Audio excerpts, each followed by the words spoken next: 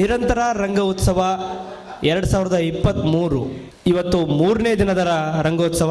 ನಿರಂತರ ರಂಗೋತ್ಸವವನ್ನು ನಾನು ಎಲ್ಲ ನಾಟಕಗಳನ್ನು ನೋಡೋಕ್ಕಾಗದೇ ಇದ್ರೂ ಕೂಡ ನನ್ನದೇ ಆದ ಕೆಲಸಗಳಿಂದ ಕೆಲವು ನಾಟಕಗಳನ್ನು ನಾನು ನೋಡಿದ್ದೀನಿ.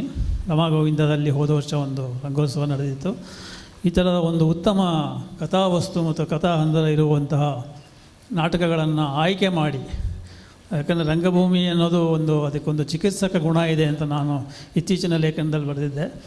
ಆ ಚಿಕಿತ್ಸಕ ಗುಣ ಇದೆ ಅಂತ ಹೇಳಿದ್ರೆ ಅದು ಆ ರಂಗೋತ್ಸವ ನಡೆಸೋರ ಮೇಲೆ ಡಿಪೆಂಡ್ ಆಗುತ್ತೆ, ಮತ್ತು ನಿರ್ದೇಶಕ ಮತ್ತು ಇತರ ಪಾತ್ರಧಾರಿಗಳ ಮೇಲೆ ಡಿಪೆಂಡ್ ಆಗುತ್ತೆ, ಮತ್ತು ನಿರಂತರ ತಂಡದವರಿಗೂ ಸಹ ಇಂಥ ಒಂದು ನಾಟಕೋತ್ಸವವನ್ನು ನಡೆಸೋದಕ್ಕೆ ಅಭಿನಂದನೆ ಸಲ್ಲಿಸ್ತಾ ನನ್ನ ಮಾತು ಮುಗಿಸ್ತೀನಿ.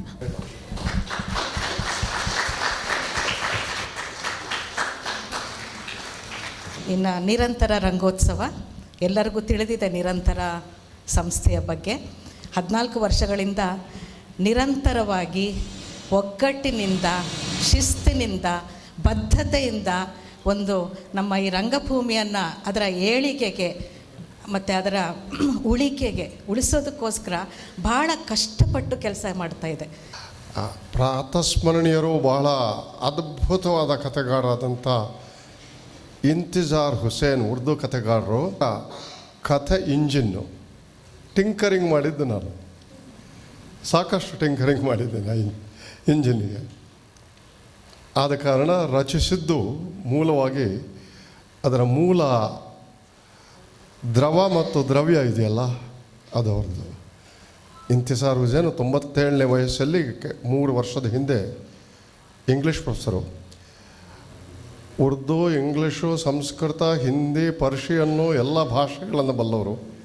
ಅನೇಕ ರಂಗತಂಡ ಬೆಂಗಳೂರು. ಇವರು ಅಭಿನಯಿಸುವ ನಾಟಕ ನವಿಲು ಪುರಾಣ. ಕಥಾ ಮೂಲ ಉರ್ದು ಕಥೆಗಾರ ಇಂತಿಜಾರ್ ಹುಸೇನ್.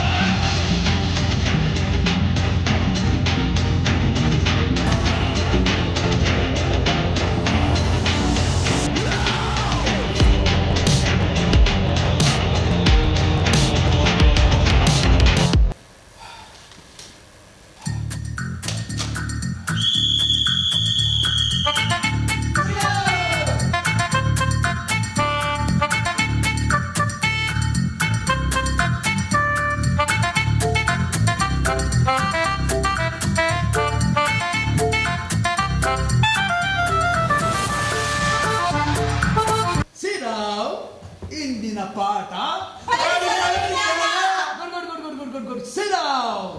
ಅಲ್ಲ, ಈಗದು ಹಂಸವಾಗಿ ಉಳಿದಿಲ್ಲ. ಬಡಕಲು ಬಾತುಕೋಳಿಯಾದ ಹಂಸದ ಪ್ರತಿರೂಪ. ಹಾರಲು ಪ್ರಯತ್ನಿಸುತ್ತಿರುವ ಈ ಬಾತುಕೋಳಿಗೆ ತನ್ನ ರೆಕ್ಕೆಗಟ್ಟಿದ ತೈಲದ ಭಾರದಿಂದಾಗಿ ಹಾರಲಾಗುತ್ತಿಲ್ಲ. ಅದರ ಶರೀರದ ರಕ್ತನಾಳಗಳಲ್ಲೆಲ್ಲ ಸಲೀಸಾಗಿ ವಿಷ ಹರಿಯುತ್ತಿದೆ.